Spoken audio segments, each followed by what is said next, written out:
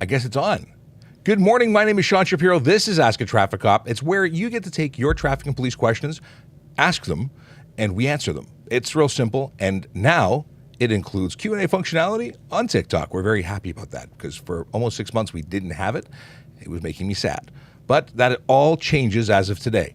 So if you are watching on LinkedIn, if you're watching on Facebook, YouTube, Twitch, all those platforms, ask a question in the chat and we will see it from all those platforms in one place. It's great. If you're watching on Twitter, unfortunately, it doesn't work, but you can jump onto our link tree in our bio. That will allow you to pick any of other platforms to jump over where things do work. And of course, if you're on TikTok, Q&A is now functioning. Thank you. And also on Instagram Live, it works. So bring us your questions and we will go from there.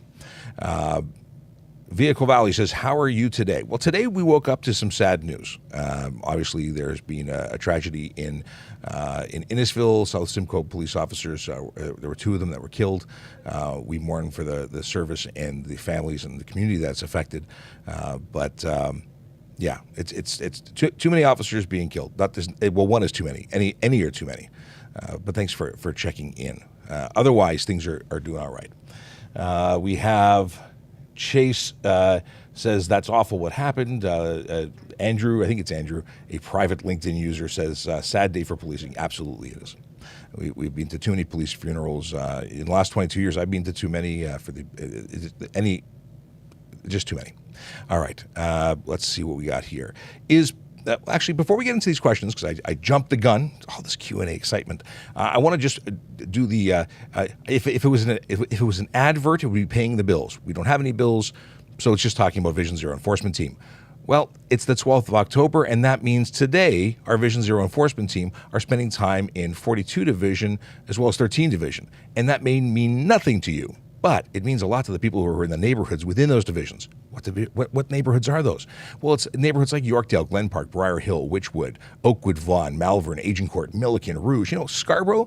Yeah.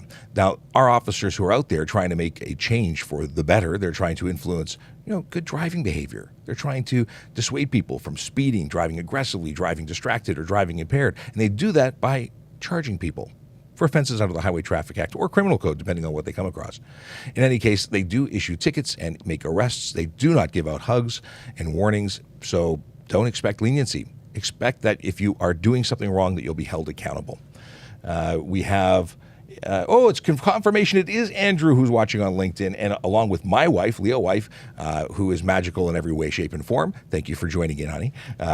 We have greetings and salutations from Michaela Draconis, a regular viewer. And what is this? Can someone in labor go through a red light if it's deemed safe? There is no lawful authority to someone in labor, whether it's the person in labor or a driver, to go through a red light. The only people who are permitted under the Highway Traffic Act to cross through a signalized intersection on the red would be police, fire, and ambulance with full 360-degree lighting, as well as a sounding device of some kind, a siren, horn, something making noise. That's what's required. So, okay, we've got a couple of things. If you're watching and for whatever reason you can't get seen, know that we also have a community called Volley. Volley is a platform that allows you to send video, voice, or text to me and everybody else who's on the platform. Right now we've got about 116 people. If you go to trafficcop.ca, that's my link tree. You'll see a link that says Ask Me a Question on Volley. That's how you get there. And if you send us a video, voice, or text, we will talk about it, just as though we got questions from everybody else. But, same but different. How are private parking tickets regulated since they are not city tickets? Well, some private parking tickets are actually companies that have taken a course with us. They're writing on behalf of the city. They're permitted to. Those are enforceable tickets by the city. You actually fight them in court. When you talk about, let's see here, somebody making terrible harassing emojis. Sorry, they're sending piggies, so they need to be muted. In any case, if it's truly a private property ticket, which is one that has nothing to do with it's not enforceable by the city. It's just, I'm Bob's parking lot and I'm giving you Bob's ticket, and they can send you to collections. That allows them to be enforced that way. But they wouldn't affect your driver's license per se or your registration. It wouldn't prevent you from renewing. Okay, let's see what's going on. We got some Okay, so here's the Ava question. Is it Ava or Ava? In any case, the question is police foundations a good way to become a cop? You know what the best way to become a cop is? Apply to become a police officer. We are currently hiring. You can go to www.tps.ca/careers. That will give you all the information and more about becoming a police officer with the Toronto Police Service. And I know that other police services are also hiring. We're just the best one. Sorry to everybody else. But police foundations is great. We train people who come to us. And if you've got no other education and you're not going to school for accounting, which is my favorite go-to, I say become an accountant, because then you get involved with financial crimes.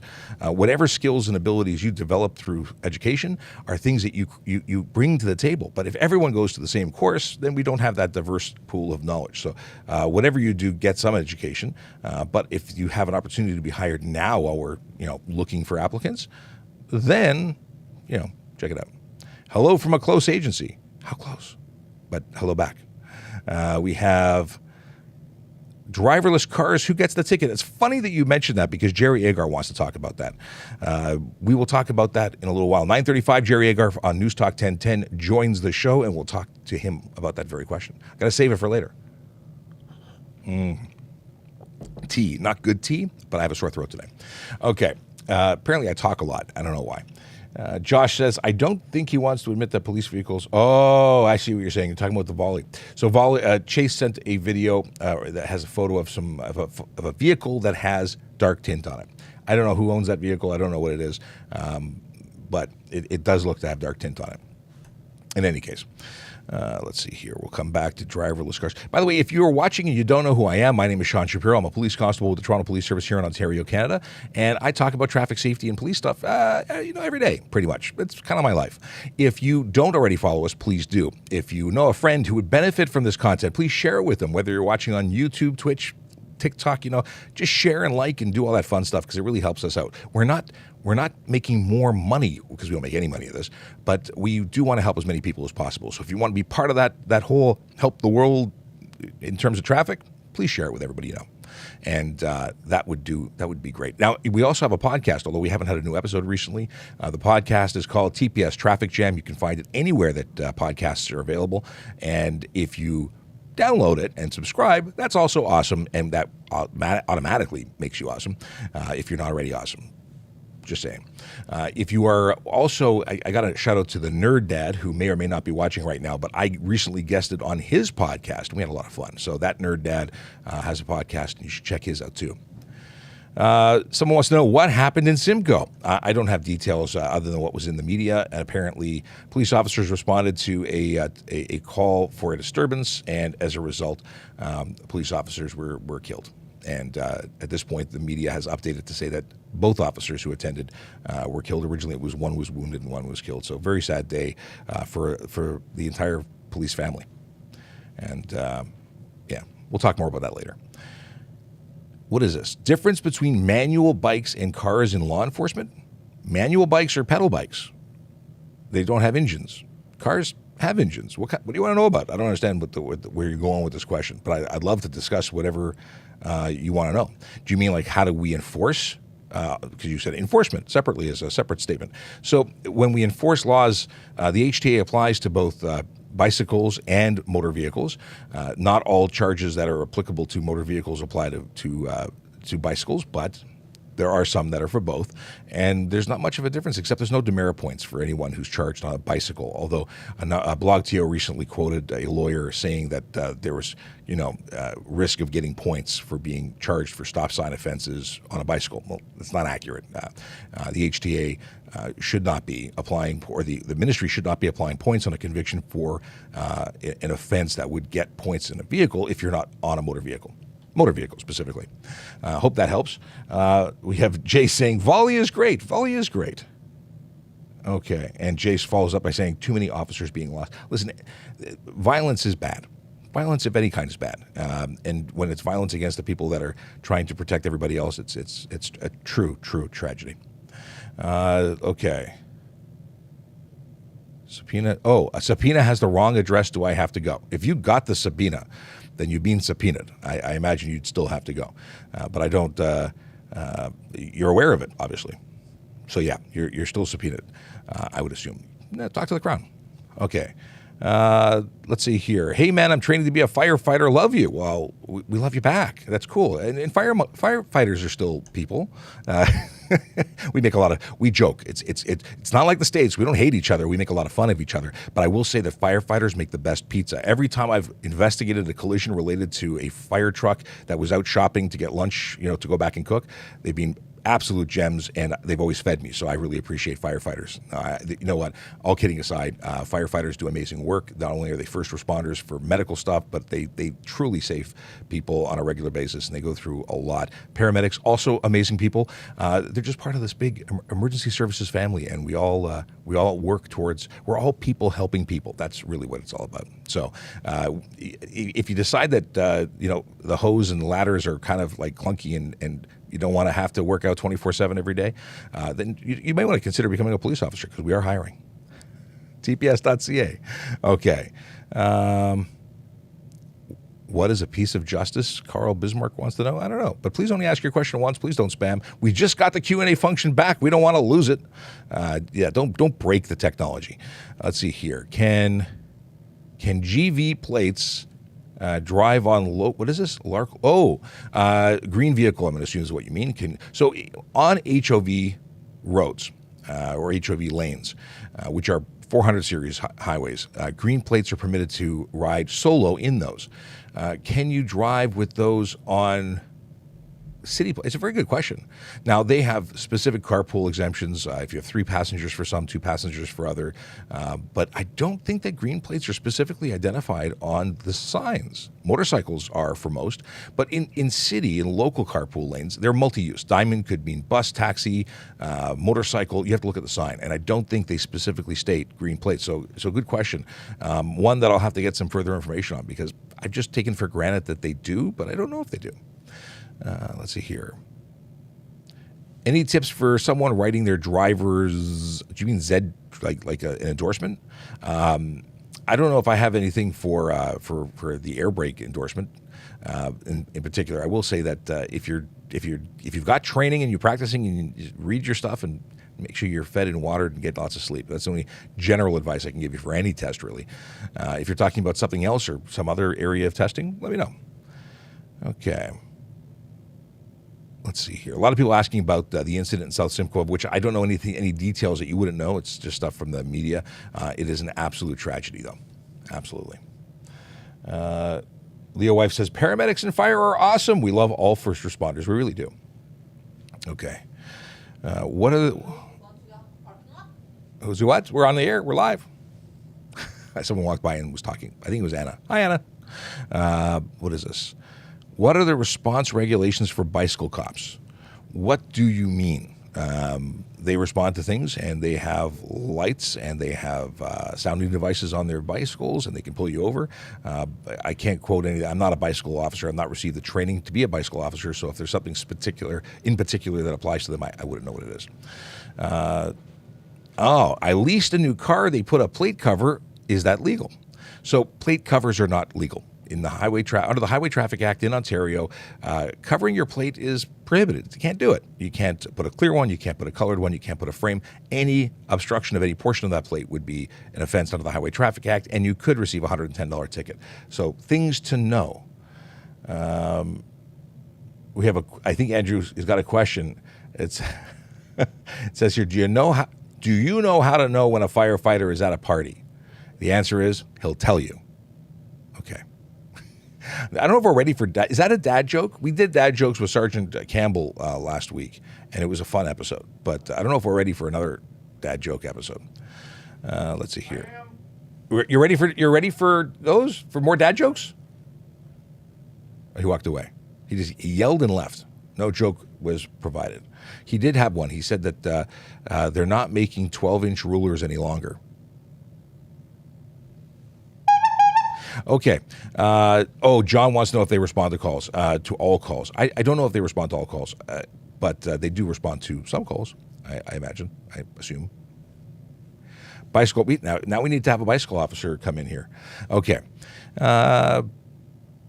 What would cops do if dirt bikers were on the road? If we saw an off-road vehicle prohibited from being on the road, we would stop and charge you for having depending if it was insured, probably isn't insured for the road, so we'd be charging you for a number of things. But ultimately, they're prohibited from the road. They're off-road vehicles, so we charge you, and then you'd be towed away because you can't drive it on the road. When do police help with traffic control? That's one of two, but I don't see the two of two. So we'll have to see when we find the two of two to answer for. Anyway, I want to know the other half of the question before I can answer. How dark of window tint are we allowed? We are under the regulation for a safe vehicle, under the light truck and passenger vehicle guide, inspection guide. This is the guide that's used for safetying a vehicle. It says you can have no more than 30% light blockage on the windows directly left and right of the driver, and you can have nothing on the front windshield, save and except for 3 inches from the top down to the PS1 line, or 3 inches, whichever happens first, for vehicles that were manufactured before 2017. So what does that really mean? It means the windows behind the driver, the rear passenger and rear, is it a rear windscreen? The rear window can be as dark as you want. The windows left and right of the driver, however, can't be more than 30%, so that means 70% of the light has to get through. And generally speaking, the front windshield must be tint-free. And if it doesn't pass those, then the vehicle is deemed unsafe, and you could have your license plates seized, and that means getting towed home. Now, if we're talking about another charge under the Highway Traffic Act, so the charge for that would be unsafe vehicle. Now, we have a charge that says, obscure interior of vehicle with color or reflective tint, or coating is what it actually says. But essentially, if we can't see you inside the vehicle, we can't see inside the vehicle because of color, whether it be gray, pink, green, or reflective qualities to it that prevent us from seeing inside, well, that's a charge of $110 as well. So there's not much tint that you can put on and still be legal. So don't put too much. We want you to be able to see out, and we have to be able to see in. If you're new to the channel, because I see a bump of people have just popped in on TikTok, know that you are a magical person who just found the best place on TikTok and every other platform, of course.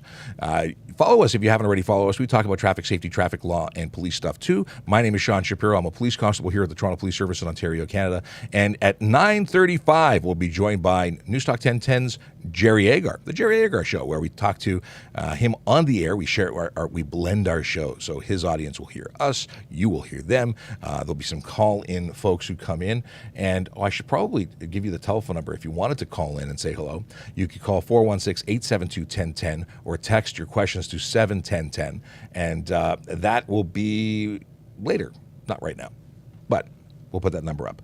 Okay, what do we have here? What do motorcycle cops do for wintertime while on duty? This is a question from Neon, and it came through Volley. A text in Volley. Could have sent us a video, but no. Okay, anyway, I won't complain. What do they do? Well, when I was a motor squad officer, we had a fleet of vehicles that we used in the winter, and there were special occasions when we might have to take a motorcycle out in colder weather, but generally we put them away after Santa Claus Parade, and then we'd switch to cars for the winter. But we still do policey stuff. What is this? My wife asked me if I'd seen the dog bowl. Oh, my goodness. Okay. This is dad joke time. Jay says, my wife asked me if I had seen the dog bowl. I said I never knew he did. Ba-dum-dum. Okay. Sometimes. I do appreciate dad jokes. Okay. Rob Baker says, motorcycle with no plate going 330 kilometers, is it unsafe to chase? That's a blur. Listen, that is not only a Highway Traffic Act offense, that's a criminal offense. That's dangerous driving. Is it unsafe to chase? That's something that I probably wouldn't be able to accelerate to catch. But I would phone a friend, and we'd call an air support. We'd do a bunch of different things as best we could to find that criminal driver. Could you be intoxicated on a moped with pedals? Actually, you can't be intoxicated on a motor vehicle, which is what a moped is. You cannot be intoxicated on an e-bike, which is considered a bicycle. But under the criminal code, anything other than muscular power becomes a motor vehicle. Now, recent law that's being tested in court, where an impaired person operating a conveyance, a boat in particular, canoe, was charged and convicted in relation to the death of a child but they were intoxicated when operating their conveyance. So there's been a decision that may change the way things look. It could be a bicycle that's pedal only, where you could be charged in relation to operation, but it hasn't been tested by court for a bicycle. So right now we're saying sticking with what we know, which is impaired operation on an e-bike or moped is impaired operation, just as though you were in a car. Thanks for the question, though. I don't think anyone's asked it quite that way. What is this? Can we drive in an HOV lane towing our 22-foot camper? I don't think there's a restriction. I don't know there's a restriction. That's a great question for Carrie Schmidt on the OPP channel. By the way, OPP does have the Ontario, what is it? The safety division, the highway safety division has a TikTok now, and you should bombard Carrie with lots of questions because I know he wants to build his channel. But I don't think there's any reason you couldn't, but I don't know for certain because, those highways, they're really his game. So we should check with him for the final answer, but I don't think there is. Can I find out for you? Let me see. HOV regulations. Because you know what? There's a Google thing that I am capable of interpreting. HOV Ontario. All right, let's see what we say. Who can use the HOV lanes? Car, van, or light truck, commercial truck less than 6.5 meters long with a gross weight of 4,500 kilos or less. Vehicle towing a trailer with a combined vehicle trailer length of less than 6.5 meters. So it looks like your 22-foot is not going to be okay. And all that available right on Googly Goo. Thank you for asking this, because I now know stuff I didn't know 5 minutes ago. Can you drive on the highway with a G2? Why, yes, you can. You're a probationary driver. You can drive anywhere in Ontario. There are some conditions. You can't have alcohol in your system. You must have a zero BAC, zero blood alcohol content. And you can, in your first 6 months and second 6 months of being licensed as a G2, you are restricted as to how many people under the age of 19. I keep saying, is it under the age of 20 or under the age of 19? I always mess this up. G2 conditions. Let's have a look at that. Okay. License restrictions. Come on. I can't find it easily enough. We're gonna skip. We'll come back to it. Oh yeah, here it is. 19 or under. If you're a licensed driver, the passenger restrictions listed below. So it's people who, when driving between the hours of midnight and 5 a.m., G2 drivers aged 19 and under are permitted to just one passenger in the car under the age of 20 within the first 6 months of having your G2. After the first 6 months, you may have up to 3 passengers 19 or under in your car, and that does not apply if there is a fully licensed G person with 4 years of driving experience accompanying, and does not apply if the other passengers are immediate family. Cool. And I don't know why that does not want to stick. Maybe because I'm so far away from G2 in my mind, but whatever. I see a lot of bikes bending up the license plate, and they think they're exempt from the HTA. Rob, you're right. There's a lot of motorcycles out there that try and obscure their plates. Obviously, it's an offense under the HTA for that. In addition, those people are up to no good more often than not. It's not because the wheel needs clearance to move there. They're trying to avoid being detected or identified. So we stop them. We stop them when they're not breaking the law, when they're not driving in such a way that we stop for their driving. We stop them just because we see the plate, because that's an issue and it's against the law. But it's nice of them to let themselves be known as squids or riders with whom we have interest. Oh, limited edition. The two out of two. Where's the other half? And now I see your 2 out of 2, and I forgot. I can't find your 1 out of 2. Jarvis is awful both ways at 5 p.m. and on and off the QE. Yeah, traffic is not traffic when it comes to not moving is not fun. That form of traffic, yuck. Okay. Any less thought of tips for safe motorcycling? Douglas Allen wants to know.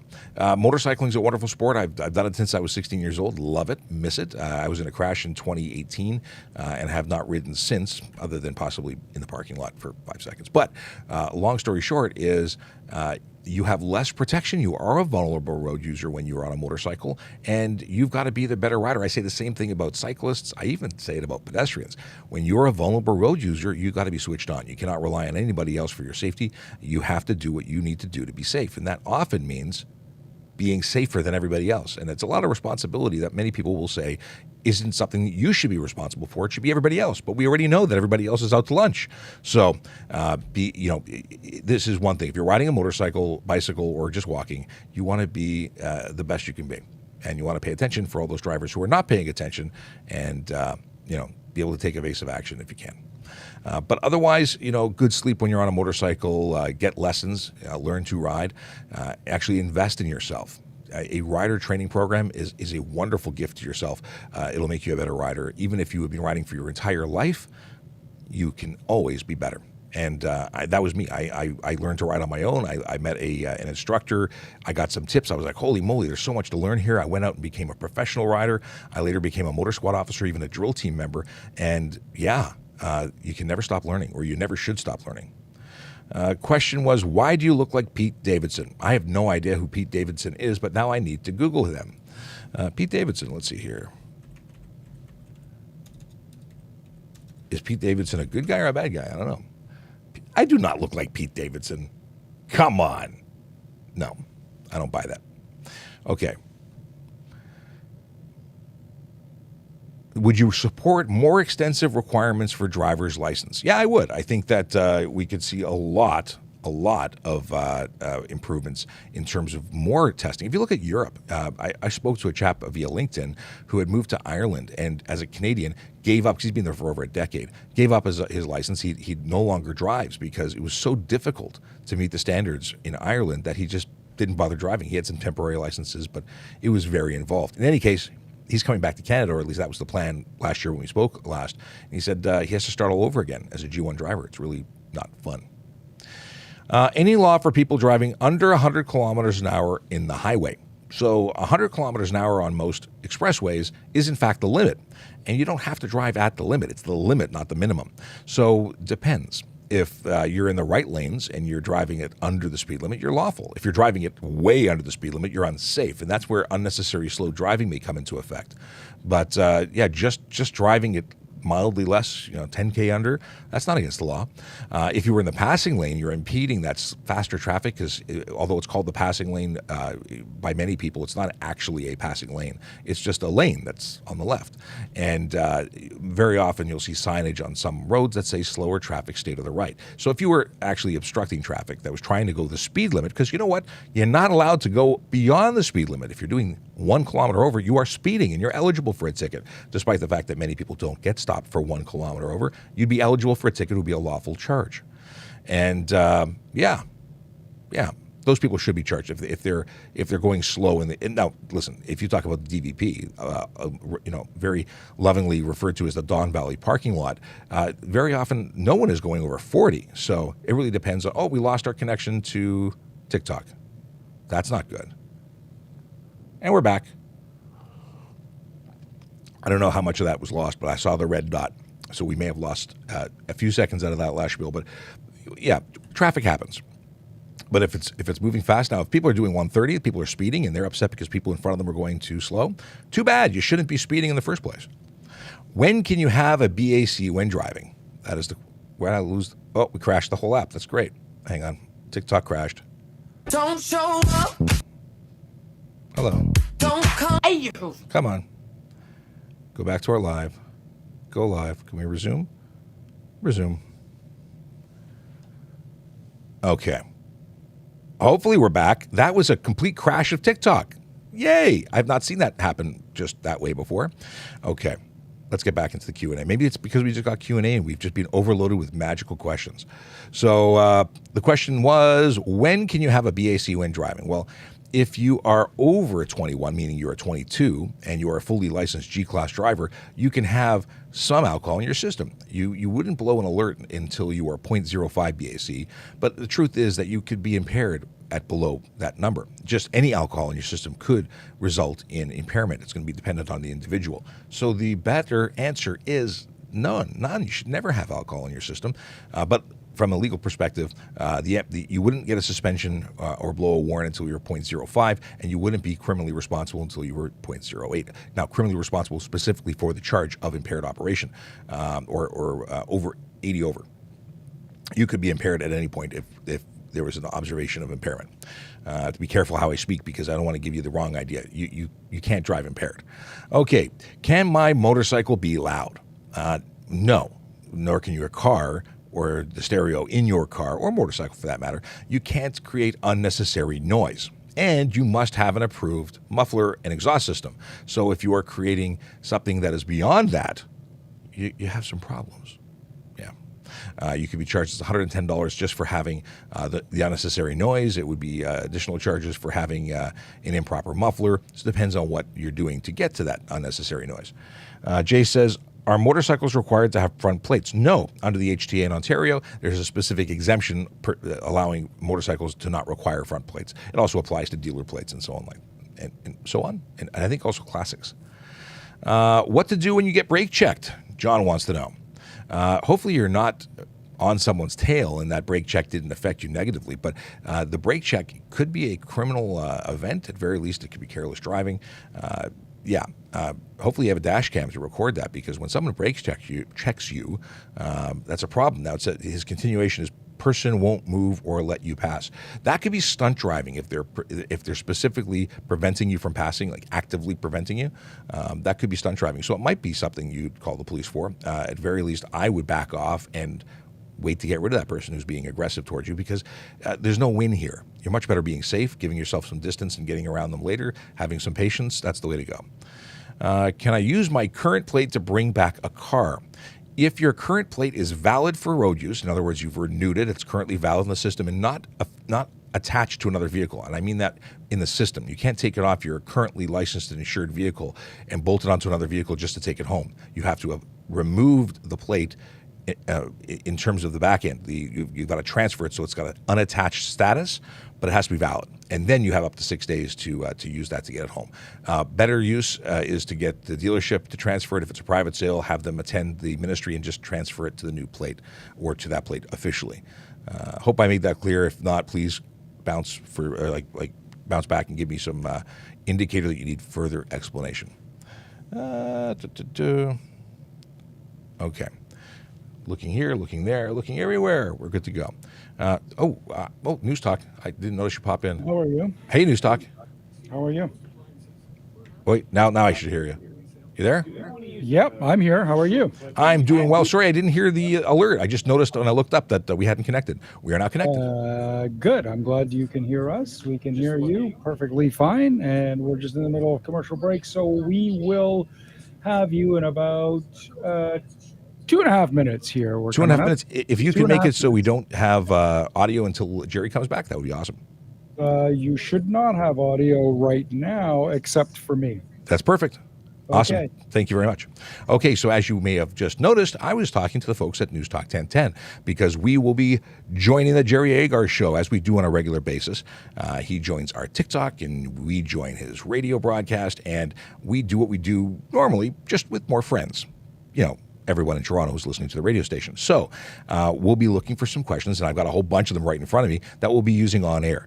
And he's got some stuff that he will want to talk about, and we'll talk about it all. So if you got 2.5 minutes, if you have to go to the washroom or you want to make a coffee and then come back so you don't miss anything, well, you should do that. In the meantime, you should follow us if you don't already follow us, and you should obviously share this live with everybody you know, because it's about to get serious.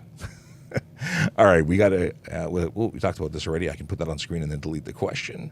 If you're new to the channel and you don't know who I am, my name is Sean Shapiro. I'm a police constable with the Toronto Police Service. I go live on social media to answer your traffic and police questions. I do it Monday to Friday, unless something happens. Like tomorrow, for instance, I'm going to be off site. I'll be creating content, but I will not be in the studio, so I can't go live. I don't think I can go live. We'll see. But that's going to be an exciting day tomorrow. I just can't share it with you live, as far as I know. Let's see here. I got a couple of questions I want to peruse and prepare for when we go live. If you've not already checked out trafficcop.ca, know that you can reach us all the time there. Trafficcop.ca is a link that takes you to my link tree, and from there you can find all of our social media platforms. You can also go to Volley. That's one of the platforms, and that's an online community where you can send pictures, video, voice, text, all that stuff, and we see it and we respond to it. Not always right away, but we do it.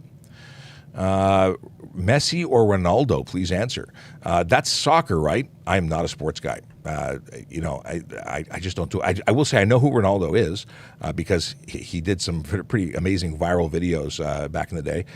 But I don't watch sports. There's so much TV that I don't get to watch. I don't waste it on sports. I'm sorry if you're a sports fan. I try and support our local teams, but yeah, no time. Let's see here. Can we drive up to I'll put it on screen. Can we drive up to 130 kilometers an hour on the highway? Why didn't that pop up? I don't want that. Coming up. We are coming up. Here we go.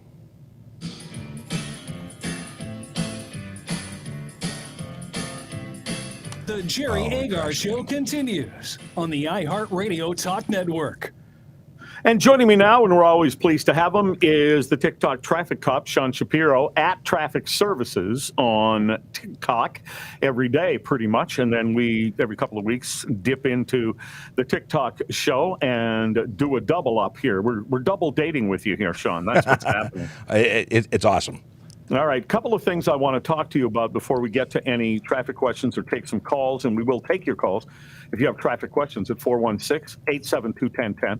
416-872-1010, toll-free 877-518-5151, 518-5151, and you can text us at 71010. It is a horrible day for the community, and generally, and I think police officers specifically, and that is the killing of two cops. Mark Mendelson, former homicide detective for Toronto Police, was speaking about it earlier today. On a vehicle stop, there's some control. You've got that driver in that car, albeit you don't know exactly what's in the car, but if there's an officer safety issue, you remove that person from the car. You make them keep their hands on the steering wheel. There's all kinds of controls that can be used, and there's that space between the officer and the police car and the vehicle they stop. When you walk into somebody's home, it's a very, very different situation. You have an intimate partner who may be terrified, who didn't provide all the information to the police that he or she may have been able to prior to their arrival. And as I said, you're walking into a house. You don't know the layout. You don't know what is there. There could be handguns, and like I said, machetes. Kitchens have knives and all kinds of other implements that can seriously injure somebody. So you're walking in blind, and it's an emotional situation, obviously, because somebody's called the police. It's just dangerous until everything can be de-escalated. And it sounds like in this case, the exact opposite happened. Now, he was saying that it's different than a traffic stop. A traffic stop, of course, is potentially dangerous as well. We had a police officer killed just recently. He was having a cup of coffee. Somebody was out to kill a police officer. And so when these stories happen, I mean, what do you wake up thinking this morning, Sean? Well, I'll tell you, the first thing I do when I wake up is I check my social media, and immediately I'm seeing South Simcoe Police logos with morning bands, and my heart sunk. We just lost Andrew Hong, a training constable with the motor squad here in the Toronto Police, and we're still grieving from that loss. I can't imagine what the family and friends in the policing community, across Canada is thinking right now. But it's a tragedy. There's nothing else to say about it. It's things that shouldn't happen, and it's very hard to digest. I think it probably weighs pretty heavily, too, on families who have a police officer in the family, and they wake up in the morning and Officer Sean is going off to work, and the rest of the family is hearing this story on the radio. Yeah, I'll tell you that I had a crash in 2018. You're aware of that. And my wife, who also worked for the service, was picked up and taken to the hospital to see me. And the chief was there, and I survived it. But we say goodbye every morning, and we don't know if we're going to be home. That's every police officer. We just don't know if that's the last goodbye. So it's part of the job. Yes, nobody signs up to become a police officer with the intention to die, but we know that it's a risk, and it's sad when it happens. At this point, there's a press conference planned for details behind this. Two South Simcoe police officers killed in a shooting in Innisville, and they have now said 1 o'clock. These things can be fluid, but you'll get information on it when it happens here on the network. Meanwhile, just a little bit ago, I was talking to a bus advocate, and she and some of her buddies went out there, or people she was speaking for went out there, and near Dufferin, and they painted a pop-up bus lane, they called it, because they think there should be a set-aside bus lane there. So they used washable paint. It'll wash away. And they put it out there. If Officer Sean rolls up and people are out on the street painting a bus lane, what's the procedure? That can't be legal. Well, that's a charge of mischief. They can't do what they're doing. I appreciate their interest. I appreciate that they think things should be a certain way, but unfortunately, taking matters in your own hands isn't okay. And they could have found, or may find still, some repercussions as a result of their actions. All right. You think they might still? You know what? I think they're doing some politically correct agenda thing, and nobody will do anything about it at all. That's what I think. That may be the case, but I'm just, generally speaking, going into live traffic and painting on the road, bad. All right.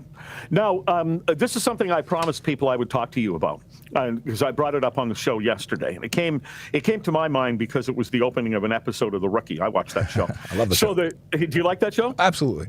Okay, so Officer Nolan is out on patrol by himself, and he stops at a stop sign, and a car blows right by him so he lights it up, and the car pulls over, and he goes up, and there's no driver. And then the back window rolls down, and this girl who looks like she's 14 or 15 says, "Is there a problem, officer?" And he says, "Where's the driver?"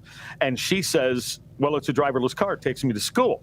And he says, "Well, you're going to get a ticket." And she says, "Well, I'm not driving."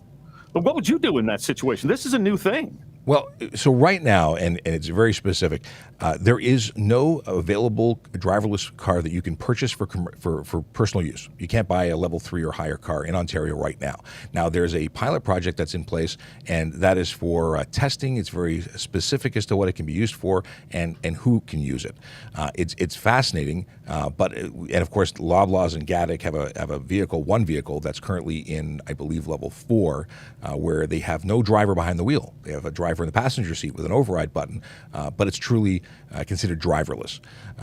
Now, we would hope that it would follow all the rules, but if it's being pulled over or if it is involved in a collision, it needs to pull over. In fact, if it has any errors, the system has to allow it to pull over immediately and safely. When you talk about vehicles that are operating, they have a number of other vehicles, and they've been using this system for a while.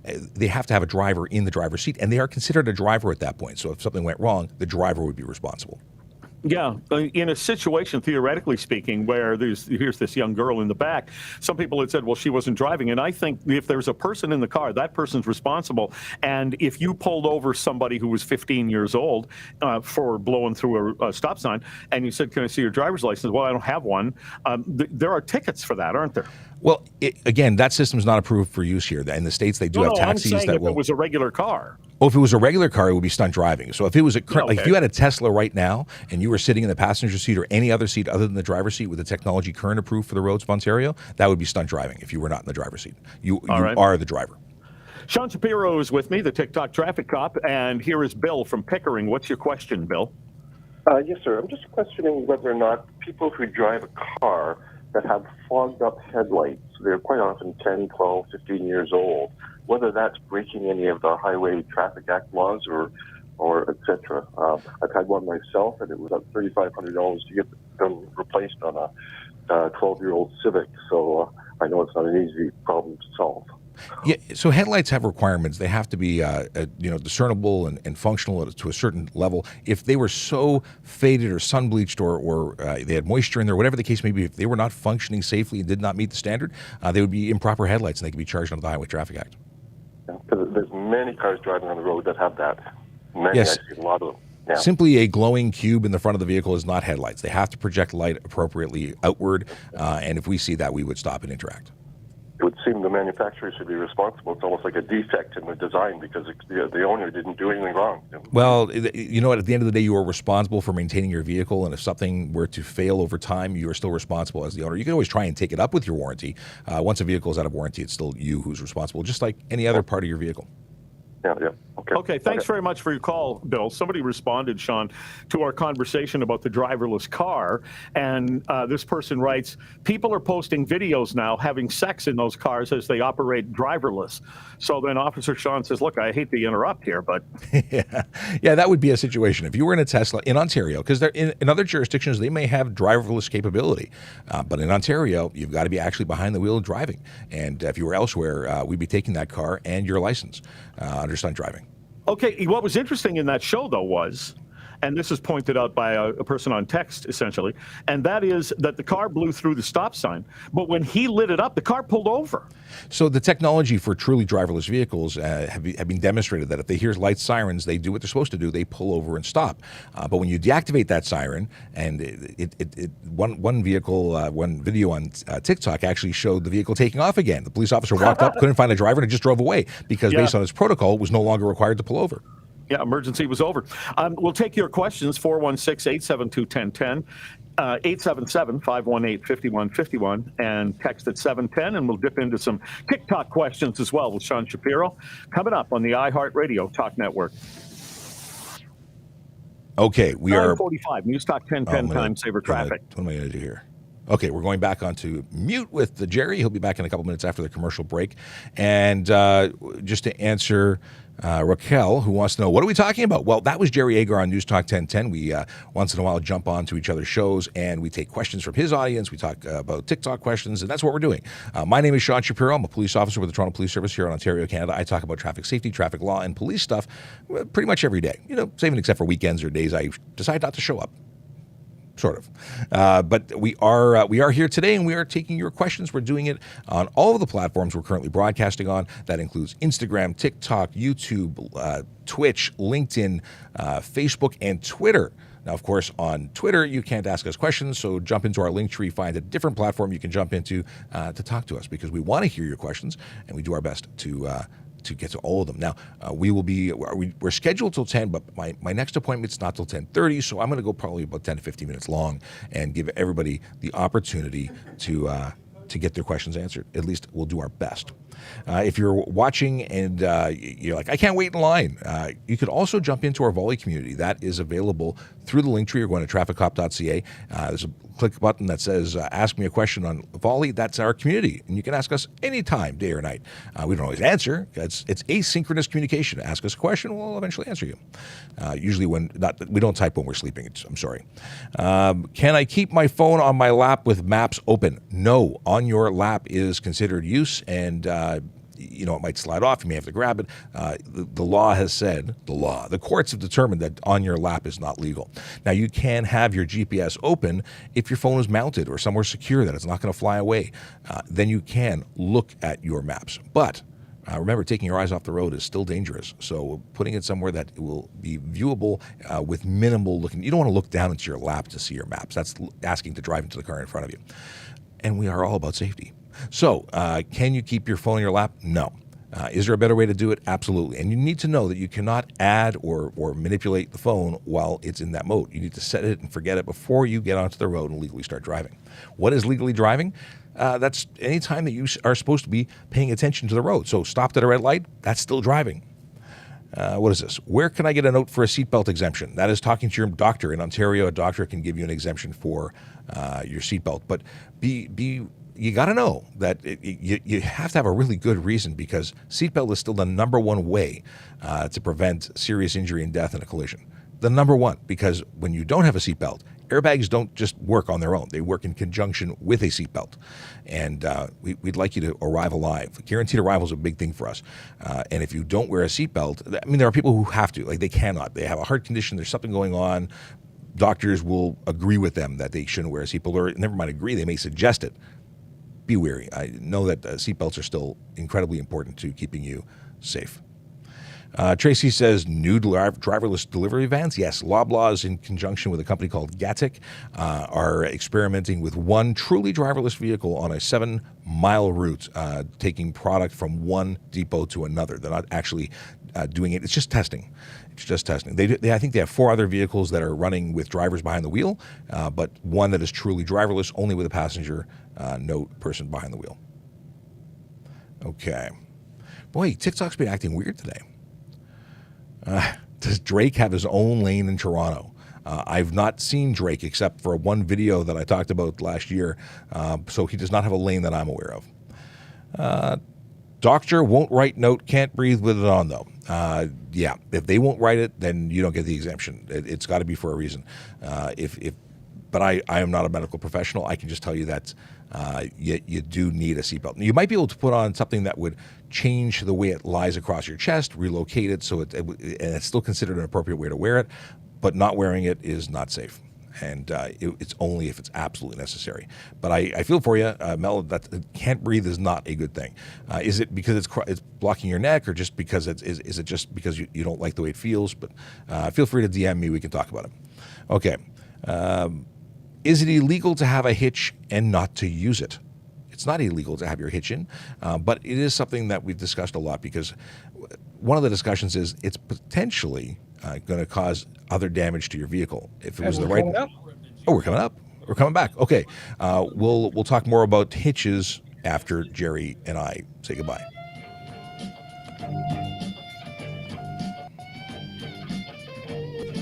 This is Jerry Agar on News Talk 1010. This is the Jerry Agar Show on the iHeartRadio Talk Network. And Sean Shapiro, the TikTok traffic cop, is with me. He's at Traffic Services on TikTok, and every day he's answering questions for people regarding traffic situations, laws, and real rules and regulations. And we dip in every couple of weeks. Sean Shapiro, what are people asking you this morning on TikTok? One of the questions we were just discussing before you came back was trailer hitches. And what if I have a trailer hitch installed but not currently towing a trailer? Can I get a ticket for that? And there is no ticket for that. Now, we've suggested against it because your shins will thank you if you walk around your vehicle and you let your ball hitch in. It makes for a heck of an ouch, but not a charge. All right, this is a fascinating question. We do get some of the similar questions from time to time, but this is I've never heard this before. Somebody writes, went through a ride checkpoint on my way to work. The officer saw my lunch bag sitting on the passenger seat and told me to open it. Do I have to do that? That's interesting. I've never been asked, or I've never asked anyone to open their lunch bag. Maybe they thought it was open alcohol and they were trying to clarify that. If they were doing that under the liquor license, they were looking for impaired drivers, that seems reasonable. But I'd have to double check with my expert on the topic. Because you've never actually asked somebody to do that. I've never done that. Okay. Here is Glenn from Toronto. Glenn, what's your question?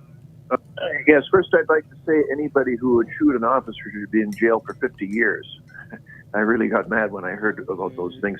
Anyway, wait a minute. It should only be 50 years if they're already 50. If they're 20, I'm going for 80 years.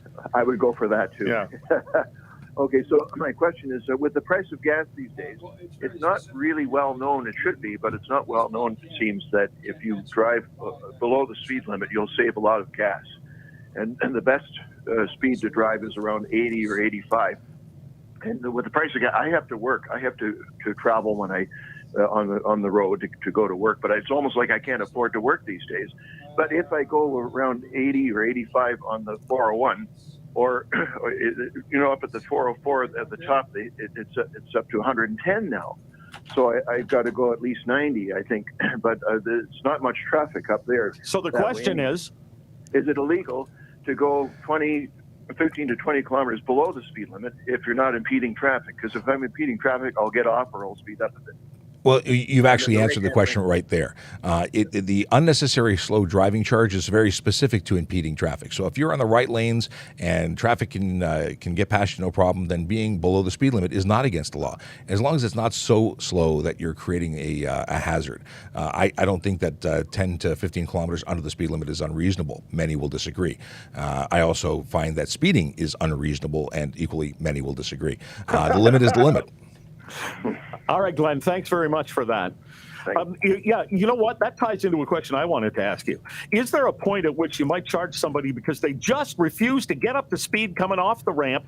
It happened this morning. I'm coming along the Gardner. We're all traveling along at about the speed limit, not as fast as I told you we do sometimes at 5 in the morning on the Gardner. But we're all traveling along at a reasonable speed. And all of a sudden, one of the on-ramps to the Gardner, somebody comes down there at, I think, about 35 kilometers. And then clearly the driver got all freaked out because he couldn't get into traffic. And it would have been a complete snarl of traffic if there had been more volume at all. That sounds like a very unsafe maneuver, and you are responsible for merging and changing lanes safely. So if you're not getting up to speed, that could very well be a situation where you're causing a collision and you'd be responsible. What's the wording for that? It may be careless, it may be unnecessary slow drive. It could be a number of things depending on what we're making observations of. But you're responsible for making that safe transition onto the highway. I think if you're coming up or down a ramp onto a highway where traffic is really moving along and you don't have the wherewithal, the nerve to get on the gas, get up to speed and work yourself into traffic, then you don't belong on something like the Gardner or the DVP or the 401, assuming the 401 ever gets up to speed. And you should just stay on Lakeshore, for instance, in this. You make a good point. Not every driver should be on every road. And if you don't feel safe being on the highway, if that's something that gives you anxiety, if you are going to make unsafe decisions based on you not feeling comfortable, then don't use the road. Don't just go there because your GPS says so. Be prepared to drive appropriately where you're going, because you're going to cause a collision if you're doing it incorrectly. Here is Robert from Thornhill. What's your question, Robert? So I'd like to know why red light tickets are not being issued. Basically, I was involved in an accident where I was T-boned, and the gentleman that T-boned me ran a red light, and the police officer said that they were not going to issue him a red light ticket because the courts are so backed up from COVID that they're not issuing minor tickets. Is that true? Or I've never heard anything along that line. It may be true that they're backed up, but we've had no direction not to issue tickets. When we see people or have evidence to support a charge, we lay that charge. If the courts decide not to pursue it, that's on them. We lay the charge. I don't know where that. Because my cameras, I showed exactly what was on my cameras on my car, and they said that because the courts were backed up, they weren't issuing a red light ticket. So that's a decision that particular officer made then. Yeah, I was that somewhere in Toronto or was that elsewhere? It was in York Region. Okay, I don't know what their policies are. Obviously, I'm not a police officer with that service, but Toronto is not operating under that direction. Thanks for your call, Robert. I appreciate it. That would be a surprising thing to hear from a cop. I can't imagine, and I mean I'll take your caller at their word, but that doesn't sound like something that we'd say. It may be something where broken telephone was employed, or even that officer may have had the wrong idea. But we lay charges. Could have been a lazy person. That's entirely different. Got a few lazy officers? We have lazy everybody's, and I mean that there's lazy doctors, lawyers, there's lazy accountants, there's lazy everybody's. For everybody who watches Rookie, because you do, the Rookie, that's Smitty. Smitty, oh, yeah. Doesn't want to do anything. Here is Adam from Aurora. Okay, so here's my problem. Everywhere that I drive, so let's say Richmond Hill, Aurora, Newmarket, Maple, Vaughan, people don't go on a green light. I can count up to 5 Mississippis before I hit my horn. And there'll be like 5 cars in front of me, and they'll start going after I count. I've even had one time where I got out of my car and knocked on someone's window and said, "What are you doing?" They're like, "What?" I said, "It's been a green light for like 10 seconds." Yeah, most of them have to finish the email they're typing. We have a big issue with distracted driving, and many people believe it's safe to use their devices when they're stopped at a light. When I was in the motor squad, I would roll up beside someone, and I would have to knock on the window to get their attention. It was that bad. So I feel for you. It's not okay. That's what a horn is for, by the way. Communicating is appropriate with your horn. That's not unnecessary noise. That's waking people up. That's what the horn is actually for. Yes. Most of the time, I'll wait a few seconds, this does bother me, especially on a left turn light, because if people don't get with it, then we don't, as many of us don't get through the intersection as could have, because the person at the front isn't paying attention. But mostly, if you just go beep, they look up and then they go, oh, and they go. Getting out of the car and going to talk to them, I don't know what I would say to them. I think I'd probably say, that's as green as it gets. They may have been waiting for a different shade of green. The deal is that people don't they don't really accept that distracted driving is a problem, and they don't realize what an impact it makes to the flow of traffic throughout our city. When someone just takes a few seconds, that few seconds ripples through. You're right. It's the number of cars that can get through an intersection during a trade or a change of sequence.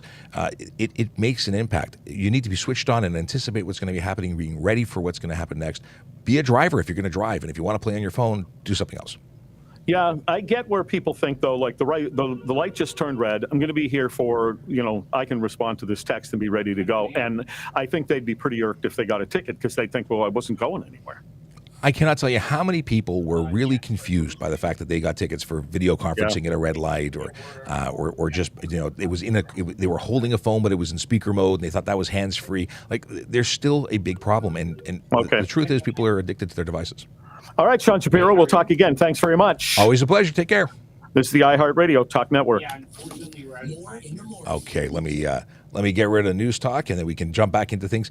I love when we connect with Jerry because it's always interesting. You know, we get a lot of wonderful questions, but we get a different perspective when we're actually talking to you. And you know, they screen their calls, and they have the ability of muting somebody if it goes off the rails. Otherwise, we would do much of the same here.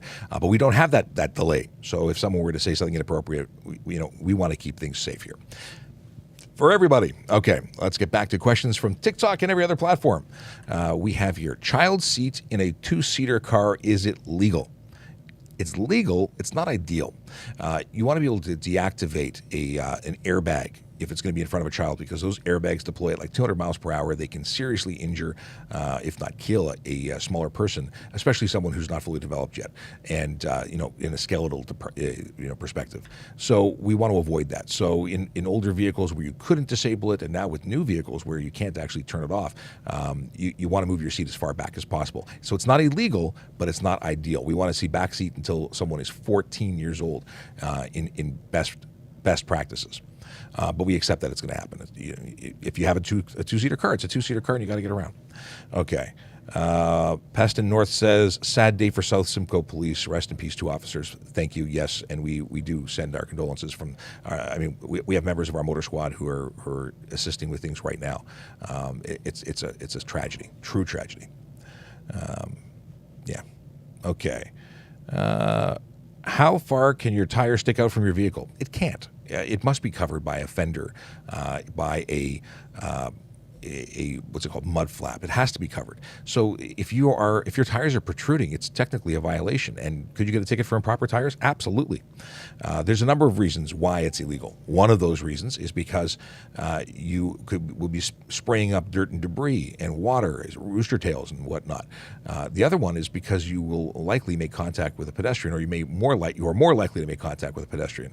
In the event that you are already making a contact, you could get them, increase the injuries, essentially. So it's bad, and you shouldn't do it. And is that the focus of our enforcement when we go out there? Do we look for every tire? No. So many people have been getting away with it for a very long time. Our focus is the big 4. The people who are choosing to, speed, drive aggressively, drive distracted, or drive impaired, because those are the offenses that more often than not lead to serious injury and death on our roads. Are having tires stick out a major problem? It's a problem, but the focus is still the higher problem. So we have to triage. You may get both. You may get a speeding ticket and also get the tire ticket. But by no means am I endorsing that you should be doing this. You should not have improper tires. Let's see here. We've got some condolences and support messages. I'll put it on screen, but I'm not going to read it just because I'm going to be continuing to read for other questions. What is this? To reduce traffic, would raising the limit help? No, I don't think it would.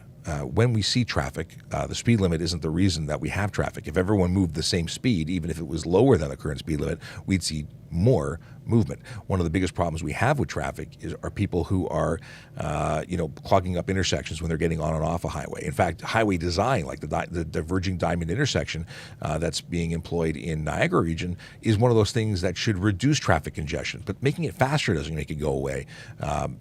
Preventing overload, and you get to certain traffic signals, and due to timing, it just slows things down, and then that ripples back to the highway, and then we have traffic everywhere. Why is darker tint illegal? Well, you have to be able to see, and they've determined what the amount is proper and allowable for use on the road in order for people to see. And if you can't see, it's unsafe. That's why darker tint is illegal, essentially. And then additionally, you can't prevent anyone else from seeing inside your vehicle. And not because you can't safely drive the car, but because we need to be able to identify the occupants, see what you're doing from a police perspective, see if you're wearing a seatbelt, driving with alcohol, using a cell phone. If you look at the video on our account right now, see a child standing on the lap of the driver playing with a steering wheel as they're driving down the road. They had tinted windows. You can barely make it out. So why is dark tint illegal? For all those reasons. Can you eat or drink water? Can you eat or drink water? Okay, no, you don't eat water, you eat or drink. Got it. Okay, so yes, legally you can. If it were to negatively impact your ability to safely operate your vehicle, that would be, careless driving. When to put snow tires on? Well, if you choose to put snow tires, and I do, I'm someone who endorses their use, because tires are not meant for all season. We call them all season, but they're not all season. When the temperature gets to about 7 degrees on average, is when the change should happen, in either direction. 7 degrees. No, I'm misspeaking. I want to make sure I'm giving you the right details. I think it's 7 degrees. When it hovers around 7, when to change. We're actually planning a winter driving safety event to snow tires. I want to find out. CAA is a big advocate on this. Let's see here. Tires. Yeah. As soon as the what is this? Is it CAA saying it?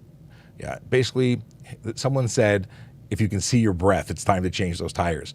But they say 7 degrees Celsius. If it's staying there, that's time to change. If you got them, use them. They make a big difference. Now, equally, there are people who've been driving with winter tires for the last 2 summers. During COVID, they just never changed them. Those tires are garbage. Snow tires used in the summer do not last. They burn out really, really quickly. Also, they take longer to stop. They're not good for the wet. They're only good for snow. They have different purposes. They're a different type of rubber. They're specifically made for a specific condition. One tire for all doesn't work. Not ideally anyway. The all seasons, or what they call all seasons, better than having summers in the winter, but not perfect. You can do better. Is it illegal not to have a light to illuminate a plate? Yes, in Ontario, you must illuminate your rear plate with at least 3 candela worth of light. That is an actual thing. And it has to be white light. It's the only color you're permitted to illuminate your plate with. I used to pull over a lot of vehicles that were. Where's my mouse? I'm trying to find. There we are. I used to pull over a lot of vehicles that were not adhering to plate. We have to be able to see the plate. It must be illuminated. White light only. Okay. Is it illegal to drive off-road on public lands? I'm not an off-road person, but I assume that it would be illegal if it's not permitted. And Sergeant Campbell, who is not sitting next to me, would be the right person to ask that question. I think you have to have approved paths or permission of the owner. So I'm going to say not legal, but I am not the guru of off-road. Can you explain how to use a traffic circle? I think you mean a roundabout. And there's a lot of people who need this explanation. But essentially, you go into it and you don't signal. You go in and you have to yield to whatever traffic is already in the traffic circle or the roundabout. So if you see someone coming, you got to slow. You got to time your entry so that you're not that you're yielding to them, so you're not interfering with their flow. When it comes time to leaving that circle, that roundabout, signal your intention to exit.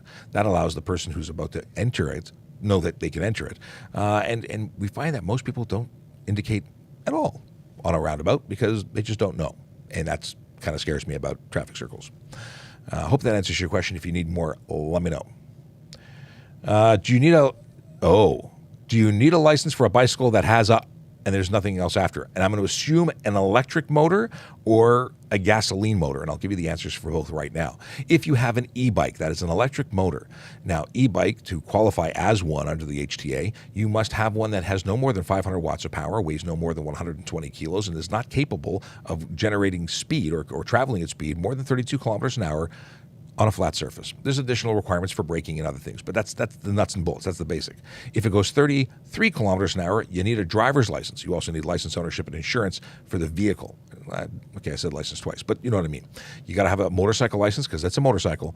You need to have an insurance policy, which you probably can't get. You need a license plate, which you probably can't register for, which means if it goes over 32 kilometers an hour, it's a motor vehicle that is not permitted on the road, period. Private property only.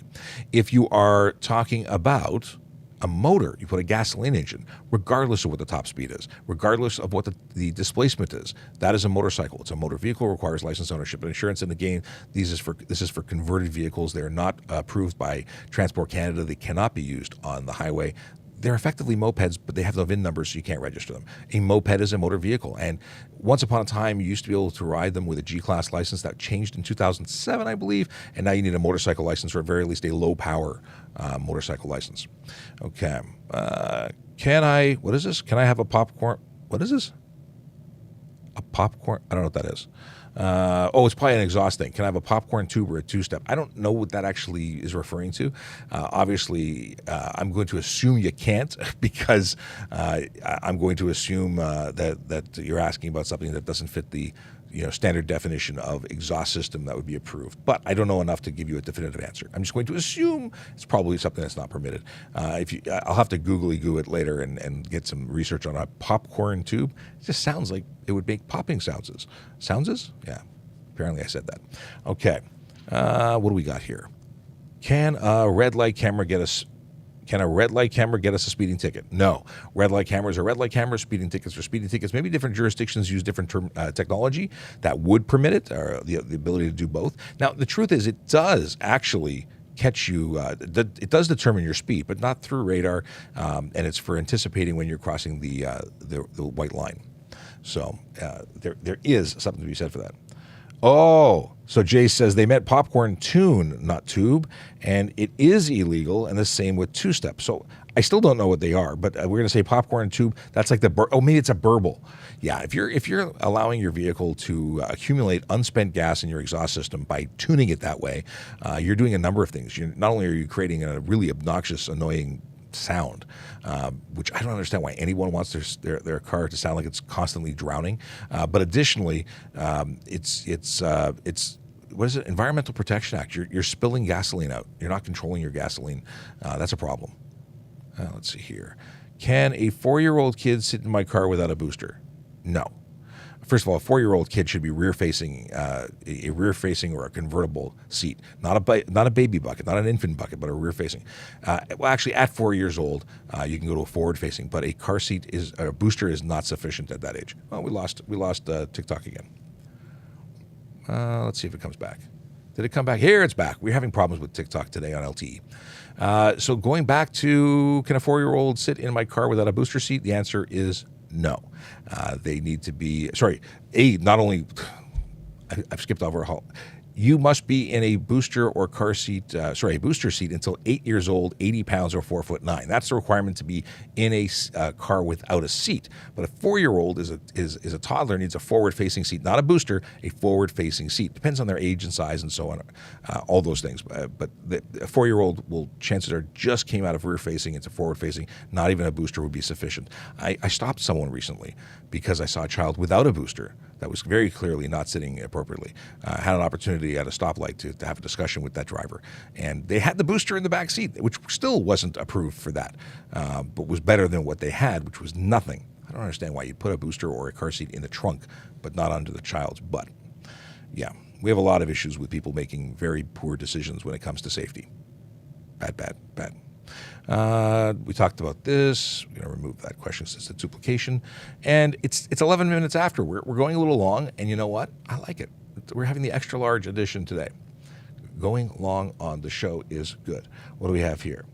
Jace confirms popcorn and burble tune are the same thing. Two-step means you're giving your car a second rev limiter for launch control, which often people use to shoot flames and gunshots from exhaust. Yeah, I'm bad. Not good. Why do people do this? How bored are you that you need to tune your car to be obnoxious? I don't get it. Okay. How much? Someone wants to know how much you can drink and drive legally. The legal limits are 0.05 to be before you get a 3-day suspension for your first warn, and 0.08 before you're criminally charged. But impairment can happen at any point, even under that 0.05. So don't drink and drive. Finding out how much you can get away with is really not a good goal. Not a good way to play. What we got here? Why is it required to wear a helmet and a slingshot? Because it's a motorcycle. I know it doesn't look like a motorcycle, but it's a motorcycle. At least in Ontario it is. In other jurisdictions it may be a car, but here it's a motorcycle, so you got to wear a helmet. Now it's got a special exemption, so you don't need a motorcycle license to operate it. That's under a pilot, I believe. But that being said, it's still a motorcycle. Okay. Do I need side mirrors on my Jeep with no doors? Legally, as long as you have a rear-facing or one mirror to the rear, so the one that's hanging on your windshield, as long as that view to the rear is clear, then you don't need side mirrors. However, when I had a Jeep, I relocated my mirrors to the windshield hinges, and that's how I made sure I had the best visibility, even though I had no doors. Okay. Let's see here. Interesting. Apparently there was a study that loud exhausts cause you to release dopamine and serotonin.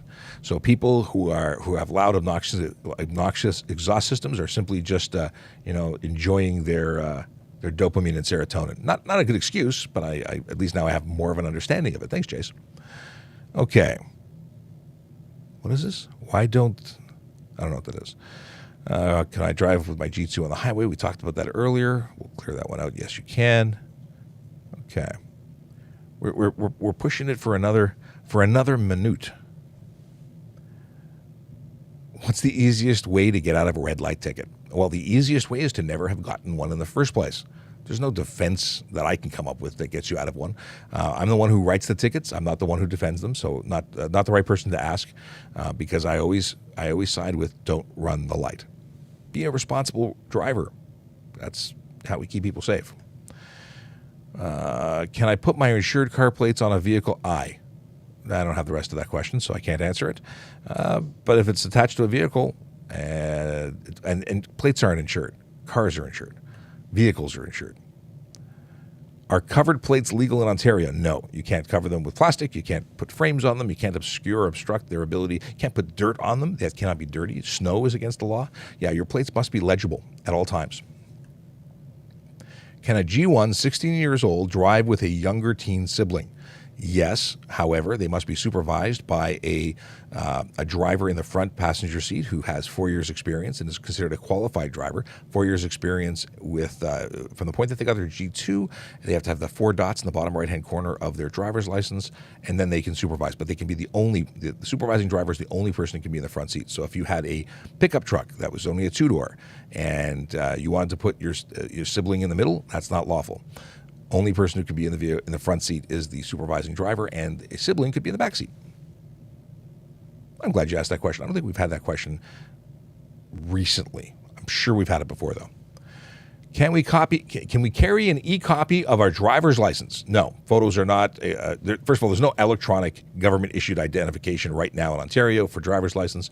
So the answer is no, you need your actual card. And if you mean take a photo of it, that's not an electronic copy that's acceptable, because no electronic copies are acceptable, but photos don't count. It might get you a benefit of better than nothing, but you could still find yourself being charged $110 for that offense. And there's no, well, I'll bring it to the station to show you, because you've already committed the offense at that point. It's just done. Let's see here. I don't know. Steve has a question, but I don't know what we're talking about. What are the fines for going through a crosswalk? Fail to yield pedestrian? Depends. Depends on what. Going through a crosswalk, there's so many potentials. Like, do you mean going through while a pedestrian, like failing to yield to someone in the crosswalk? That's one thing. Failing to what is it? Is it stop for? Because you have to wait until if there's a crossing guard present, you have to wait until the pedestrians are completely off the road. So there's charges for that. So it depends. But I don't know what the offense dollar amount is. Let's look it up. Looking it up. I have this great app that I can fuzzy search pretty much everything, and I like it. I like it a lot. If I haven't already mentioned that we won't be going live tomorrow, at least I don't think we will be. If anything changes, I will announce it beforehand. But assume that we will not be here today, but we will be back here on Friday. Okay. Looking at crosswalk. So far, I don't see anything.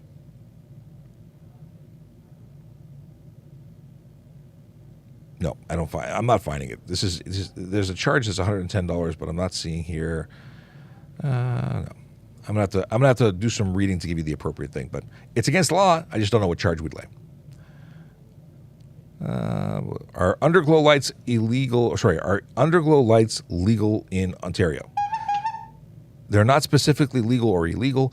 Their use could constitute an offense under other sections, like if the bulb is visible and it's projecting light forwards, it might be an improper headlight or tail light or so on. So if you're truly installing them properly and it's only reflecting off the ground, I see no issue with them. No blinking red, that would be a problem. What is this? Is bubbling window tint a reason to be pulled over? Window tint alone is a reason to be pulled over. Bubbling window tint, if it's obscuring the driver's ability to see, sure, it's a reason to be pulled over. Not if it's not affecting the passenger or the driver or passenger front driver or passenger window, because that's the one that needs to be visible, or that you have to be able to clearly see through. If it's the back windows, that's really not a reason, in my opinion. But I don't know what the officer who may or may not have pulled you over for that was justifying why they were pulling you over. Let's see here. What are the steps to become a police officer? Well, in the province of Ontario, there's something called an OACP certificate, and that's something that you must, complete. You have to get it. It's a physical and academic testing procedure, and then you apply. Once you have your certificate, you can apply to a police service, and once you get to an interview stage, if you're past that, you'll be getting a physical because you need medical clearance. There's vision testing and so on. That we'll couple that all together. But at the end of the day, the best thing to do to get the best information about becoming a member of the Toronto Police Service or any police service is call the police service that you want to join. For Toronto, it's tps.ca/careers. Speak to a recruiter, get all the information. They want to hire you. We want to hire people who want to be police officers. Shocking. So call us, get all the best information from a recruiter. They actually want to come on the show soon and talk about stuff and things. Let's see here. Suspension due to stunt is removed after withdrawn ticket? No. A suspension due to a stunt driving charge is not removed after your ticket is withdrawn. If you were at the roadside, lost your license, all of that remains. Conviction in court is not the same thing as what happens at the side of the road. One of the biggest issues and reasons the government added the longer suspension and impounds are because people were playing technicalities to get off of charges. So if they withdraw it, you still, everything that's happened up until then is still there. Just because something was withdrawn doesn't mean you're innocent. It means that you were not convicted. There's a big difference. Many people confuse conviction and innocence, or lack of conviction and innocence. You can be guilty and still not convicted. Let's see here. What is this? At age, can a child sit in the front seat? So front seat, we say stay in the back seat until 14 years old. If we're talking about being out of a booster, it's 8 years old, 80 pounds, or 4'9" in height. Those are the requirements for being out of a booster seat. Don't be in a rush to get your kids out of a booster seat. The booster seat is going to, and respective car restraints, safety restraints, are there for your benefit. SIPSAC.org is the information center that I would suggest you check out. They have all sorts of great info. They also have people who can give you the latest and greatest advice when it comes to child safety in motor vehicles. Hey, I got a phone call. That means I gotta go because it means my appointment is here. To everyone, have a wonderful day, and we will be back on Friday. Take care. Stay safe.